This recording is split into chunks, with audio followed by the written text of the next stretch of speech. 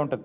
నిజంగా మంత్రికి చిత్తశుద్ధి ఉంటే నేను రాజీనామా చేస్తా అని హుంకారాలు చేస్తున్నాడు. నేను చూసిన మంత్రి గారు, నేను అడుగుతా ఉన్నా, నిజంగా నీకు చిత్తశుద్ధి ఉంటే నువ్వు రా, మీరు నేను ఇద్దరం కలిసి హైకోర్టు సీజే దగ్గర పోదాం, వెంటనే సిట్టింగ్ జడ్జితోని ఎంక్వైరీని అడుగుదాం.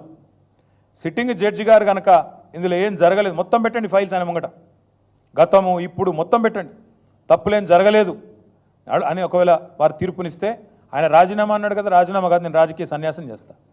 ఇంకొక మాట, మా మంత్రి గారికి ఒకవేళ ఏమైనా ఇబ్బంది ఉంది హైకోర్టు సీజీ దగ్గర రావడం అనుకుంటే ఇద్దరం కలిసి కేంద్రంలో ఉండే సెంట్రల్ విజిలెన్స్ కమిషనర్ ఉంటాడు, ఇద్దరం పోదాం. నెక్స్ట్ వీక్ నేను పోతా, నువ్వు కూడా రా, టైం చెప్పు, డేట్ చెప్పు, ఇద్దరం కలిసిపోదాం, సివిసికి ఇద్దాం. మంత్రి గారికి నేను ముందే చెప్తా ఉన్నా, ఇప్పటికైనా తప్పు సరిదిద్దుకోండి, వెంటనే టెండర్లు రద్దు చేయండి.